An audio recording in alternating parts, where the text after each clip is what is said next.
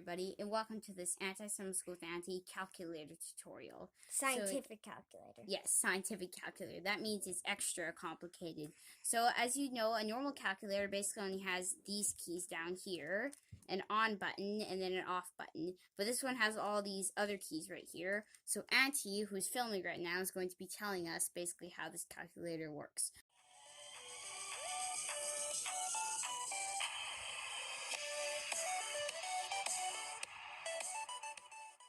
Calculator is powered by solar, but it also has battery. As you see right here, it says two-way power, so it's got a battery and it runs on solar, but that's pretty helpful. Oh wait, so the battery gets charged by the solar panel? Yes, it gets charged by the solar panel. So you can use it in the night. So yeah, well, if you're in a test and if you're in a very long test and then there's no sun, maybe the teacher blocked the window or something, and you run out of solar power, then you have your battery fully charged. So Auntie, can you tell us how these differentiate from the calculators of back then?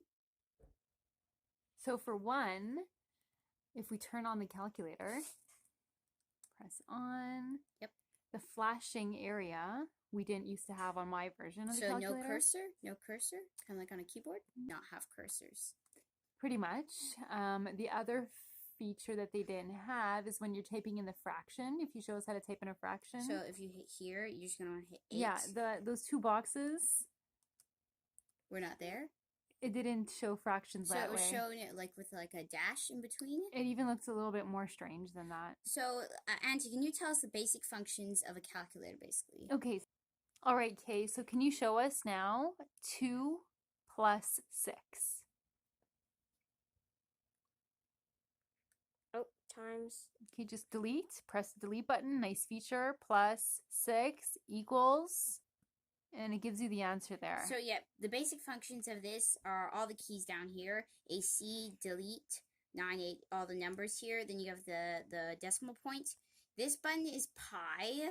The E, which, Auntie, do you know what the E is? I've never heard of that key before. Exponent? Yes, E, and then times 10 or something. Then there's ands here, and then there's equal. So these are the basic functions. There's also shift and alpha, so that's kind of like if you're on a keyboard. If you hit shift, you'll get capital letters. So that's basically what this is. But how do you get capital numbers? You don't.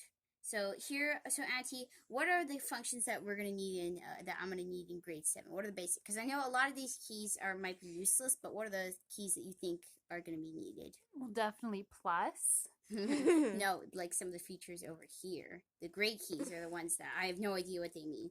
Okay, so you're probably going to use the fraction function. Yes, fraction over here. Yep. 9, 8. So do you think I should just go over the keys and ask you what they do? We're going to test the calculator. Can you please tell me some basic math questions? 7 times 7. Okay, so that's a pretty basic one. We're gonna see how it goes. So as you see, it gives you the basic number in standard form, 49. So let's try a more complicated one, maybe. Let's try 6 over 9. So you see, look, now we're getting to fractions. So here's what you're gonna want to do: hit the fraction button. 6. You're gonna want to use the arrow right here. Go down over 9. Now, what do you want me to do? Plus? How are we going to do this? No, just do equals and you can get a simplified version. Let's see what happens. 2 over 3. Oh, see, I did not know that. So it'll give you the simplified version. The other thing is you don't need to press the fraction first. You go 6 over 9. Oh, see, look, so many good features. So now, should we try adding fractions? Okay.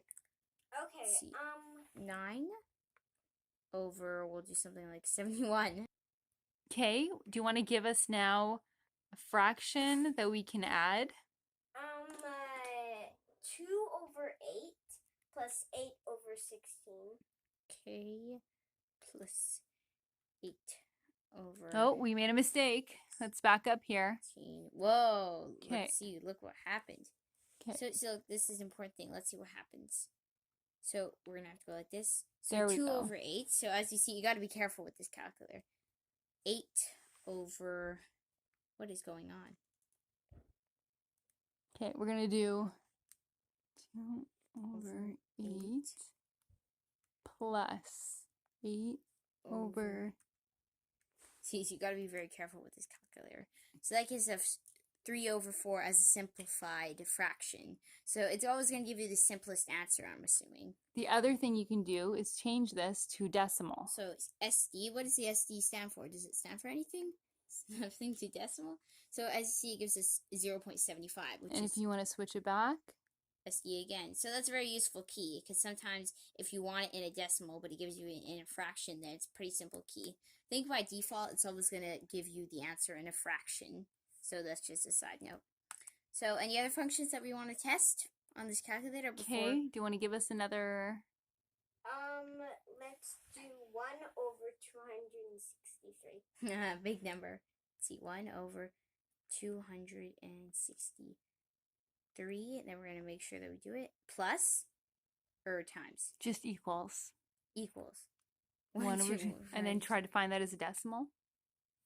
Whoa, 3.802281369 times 10 minus 3. To the minus 3. So now you can review your last answer by just pressing this. And Equals. so now it will give you the last answer. So that's a very useful feature. If say you did an answer, and say the answer was 63, and then you wanted to get that answer back again, you're just gonna do ands, and then say you want to do plus 9. Now it's gonna give you this huge fraction, but if you put it like this, that's gonna give you this huge decimal. So I have a question. So if you wanted to know what your last answer was and you accidentally press something, you could press ands. Yeah, or if you want it, you can also hit the up button, which brings you to your. So my general thoughts on this calculator is, I've only used it. I haven't used this a lot, so I can't really tell you how its performance is that well. But from what I've used it so far, it's pretty good. It's got pretty good stuff. The only thing is that, obviously, since this is a scientific calculator, it is a bit messy over here. There's so many different symbols over here, so it's a bit complicated.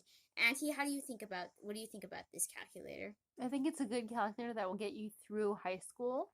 Those other complicated things up here, you'll actually use later on. Okay, so is this the end of our review? Is there anything else that you can think of?